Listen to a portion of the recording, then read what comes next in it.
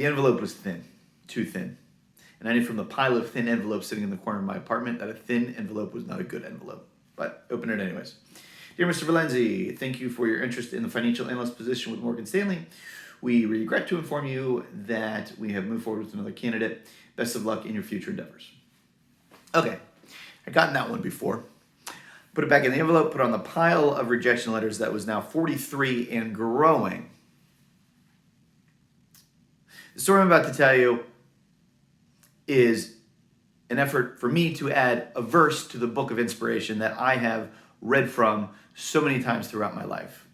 Stories from all walks of life, from all types of people, from celebrities to business leaders to just ordinary Joes off the street to my friends and family. And every story that I hear about somebody defying the odds and achieving their goals, well, I just eat it up. And so I hope to add a verse to that book.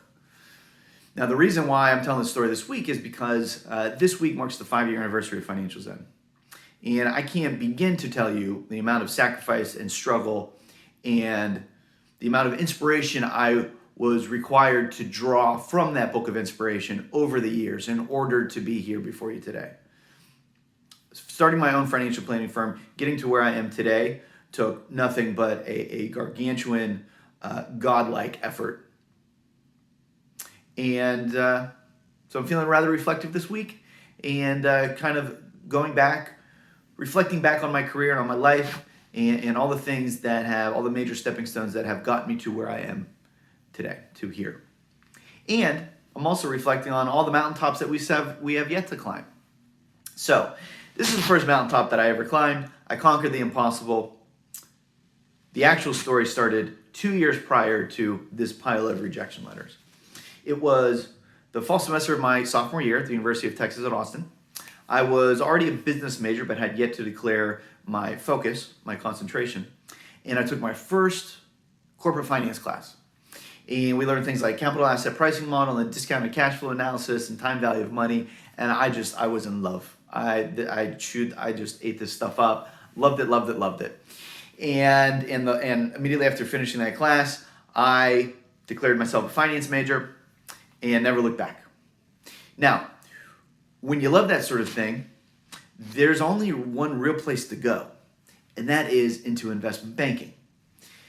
Investment banking uses all of that stuff that I just learned in this corporate finance class that I love so much, and I determined then and there that that's where my destiny lay. So for the following semester, I read every book I could get my hands on. I watched every movie I could. I drew inspiration from all sorts of places in order to feed this dream of being an investment banker. The summer between my sophomore and junior years, the nail was put in the coffin. The deal was sealed. My destiny was laid before me when, on a family trip, we went to New York City for the first time. And I'll never forget emerging. We took the Amtrak down from Boston where my parents were living at the time. And I'll never forget emerging out of Penn Station, up those stairs that walk up on Fifth Avenue and just getting, it was about 10:30 in the morning on some random Tuesday and the sun was shining and I just got blasted with that sensory overload that is New York City. And I heard the horns were honking and the people were walking and you could smell the peanut vendor on the corner. And it was just complete and utter visual chaos. And I was like, this is it. This is where I belong. I'm going to be a New York investment banker where the best of the best go. There's only one problem. So back in the late 90s, investment banking is where the best of the best of the best win. Like we're talking top tier. The investment banks only recruited from like Ivy Leagues. You had to have a 4.0 just to get an interview. If you had less than a 3.0, maybe if you were like captain of this or president of that, maybe if you had like a 3.6 or 3.8, maybe you could squeeze your way in. But generally speaking, 4.0 or nothing. And they mostly recruited at the Ivy Leagues. They made rounds to all the second tier schools, as a sort of a courtesy call. Undergrad business program at University of Texas was number 7 in the nation. So we weren't nobody, but we were not a Harvard or Wharton. Anyways, so only the best of the best go into investment banking. By the time that I realized that this was my dream, I had a 2.3 GPA. let's just say I didn't quite apply myself for the first 3 semesters or so of my college experience. And in fact, up until that point, I had been a classic underachiever. I made straight B's in high school without really trying. I was an average athlete. I was neither popular nor unpopular. And I was pretty happy to be middle of the road, I suppose. And then this dream hit. It was the first time I had this dream. And the overachiever mindset kicked in that had been laying dormant my entire life. And man, it was just go time. But I had dug myself this massive hole that I saw no way out of. So what did I do? I did everything I could. Obviously, well, let me back up. So the deal is sealed. My destiny, my fate is sealed. And I need to make this happen. So the way you make that happen, the way you break into investment banking is you get a summer analyst position. And then if you're good at the summer analyst position, then they'll offer you a full-time position afterwards. So it's all about getting the summer analyst position between your junior and senior year. So I got back to campus my junior year, and I hit the ground trying to find a junior analyst role anywhere I could. They came to recruit on college campus. I interviewed with everybody that I could. And by interview, I mean I crashed interviews. I didn't actually get any interviews because of my GPA. Like my resume went straight to the wastebasket. So what did I do? I would sit outside the interview rooms in the business center and wait for the candidate that was on the schedule to get done and leave. And then I'd hop in, introduce myself, hand in a resume and say, hey, I'm not on the schedule, but do you have 5 minutes with the investment banking recruiter? I cold called everybody I could find that I had any association with. So I cold called, I looked up through fraternity directories, this is before the days of LinkedIn, to track down anybody from my fraternity and any chapter anywhere that was in investment banking and tried to call in favors. I would cold call just random investment bankers that I could track down through the UT directory. I read, it was guerrilla warfare, because I knew that was the only way that I was going to achieve my dream. And I got goose eggs. I came up empty time and time again. Door after door was slammed in my face. And then it's getting late into the summer analyst recruiting season, and I apply one more time. It's for this summer analyst position in Houston in the oil and gas group for CIBC Oppenheimer. At this point, the candidate pool had thinned out pretty good because we were so far into that recruiting season that most people had already figured out their summer internships. So I applied for the job. I guess the candidate pool was really thin, so I did get the interview. Drove out to Houston, put on my little 3-piece suit, and interviewed with George, the associate, and with his managing director.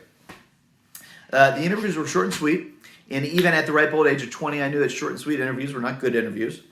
So I left Houston, driving back to Austin, pretty darn deflated. I had gotten this one shot, and I blew it. I had blown it. So, never one to give up. I went back to Austin, and what did I do? I called and emailed George, the associate that brought me in for the interview, every single week for 8 weeks straight. Emailed him on Tuesdays, called him on Thursdays. Twice a week, I would contact this dude for 8 weeks. Hey, George, do you fill that position yet? No. Any idea, when you're going to? No. Anything that I can do to for me to be the guy? No. Finally, on the 9th week, I get a call from George. I'll never forget this phone call. I was sitting in my apartment room. It was late in the afternoon on a Wednesday. The rain was coming down. It was a rainy day in Austin. And I get the call, and it's George. Hey, George from CIBC. Look, Rick, I'm not going to lie to you. You are probably the least qualified candidate we interviewed, but you won't leave me the hell alone. And you know what? Tenacity and persistence and that type of hustle is way more important than GPA or whatever's on your resume. So you know what? If you still want the summer analyst position, it's yours. I'd freaking done it. Like, what? Oh, man. I'd done it against all odds.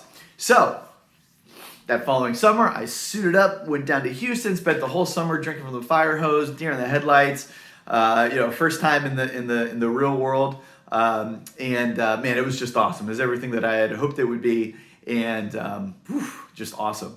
And so, at the end of the summer, my last week before I was due to go back to Austin, go back to school for my senior year, George pulled me into a conference room and he said, "Hey, Rick, we've loved having you here. Your work ethic is second to none. You're a quick learner.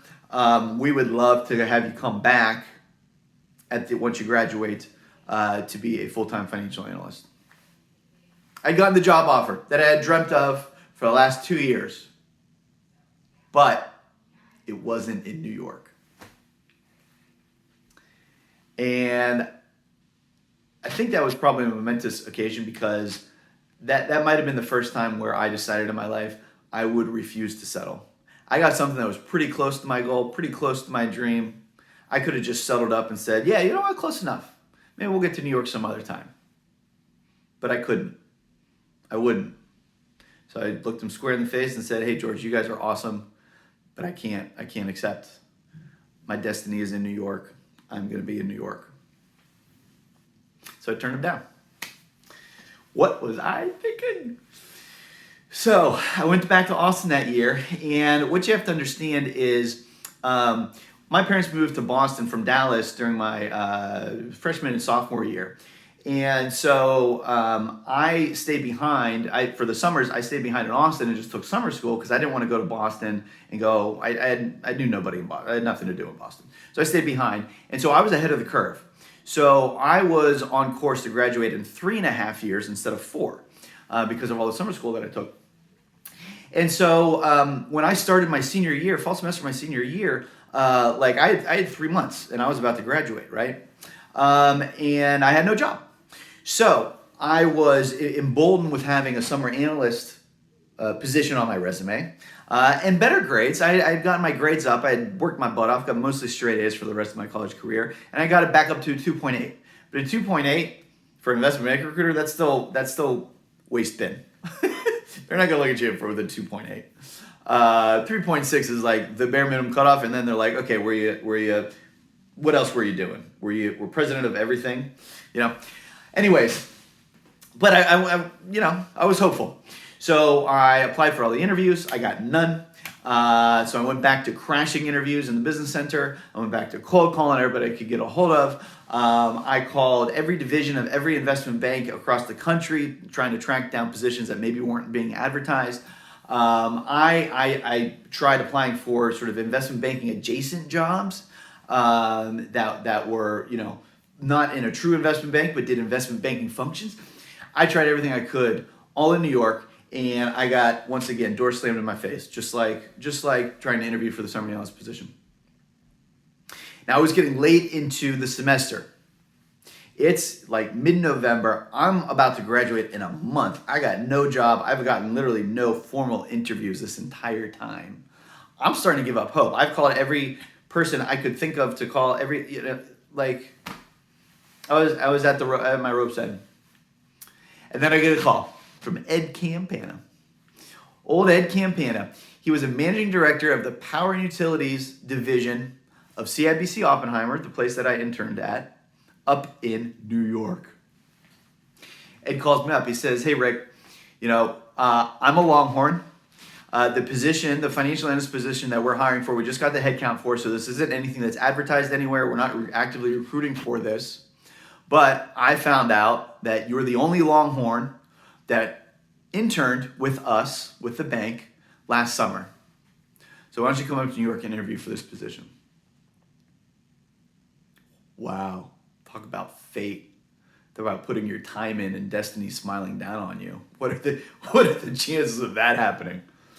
So I flew to New York, best experience of my life. They put me up, they flew me up to New York. They put me up in the Grand Hyatt across the street from their office at 420 Lex. And gosh, I remember that so distinctly. I met with the entire team. It was awesome. They took me out for dinner at Smith & Wolinski's. We had the steak and had the drinks. And I was just so invigorated off of New York and just this entire experience. And I was like, I think I did it. Is it possible? I flew back to Austin. And I called him once to thank him, for everything. And he called me 2 days later and said, "Hey, Rick, we loved you. You got the job. What do you say?"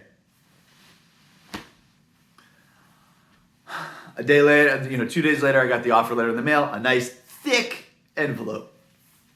Now you have to understand, how impossible that is. I would venture to bet maybe nobody on the planet, if not, it's a handful of people that broke into an investment bank with a 2.8 GPA without any nepotism. Like, that is impossible. That does not happen. And I freaking did it through sheer hard work and never giving up and putting in the work until the universe smiled down on me and gave me this totally random gift from out of nowhere. The universe finally decided that I just put in enough work that I should be rewarded for it. So I got the offer letter in the mail, except there was a chance I wasn't going to graduate. So in an effort to bolster my resume and make up for a low GPA, I took every accounting course that they offered.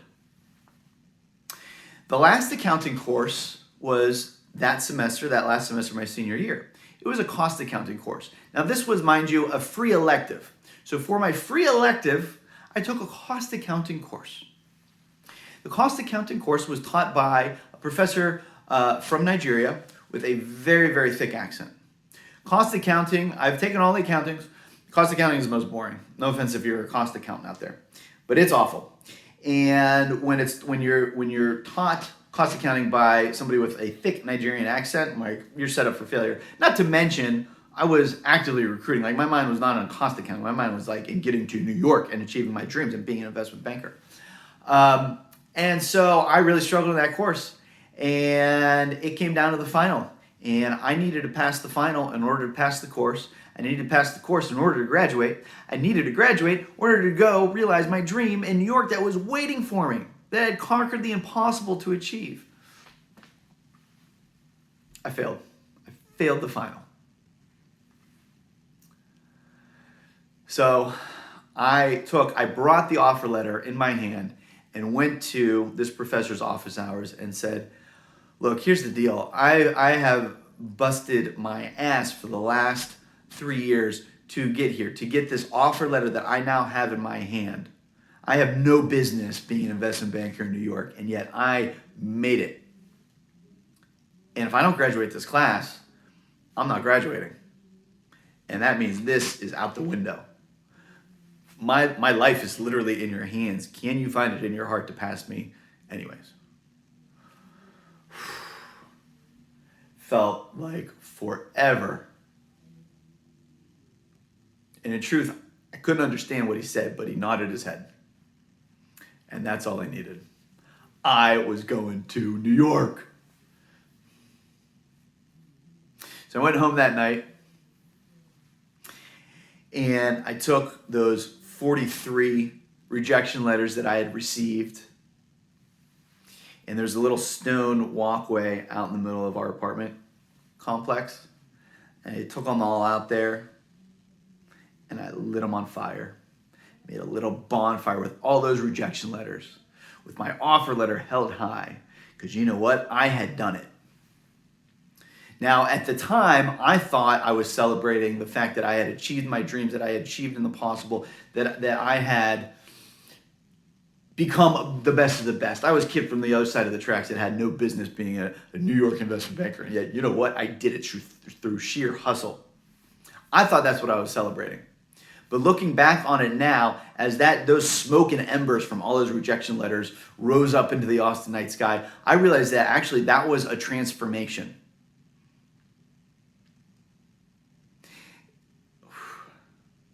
That was a transformation. In that moment, that set me up for the rest of my life.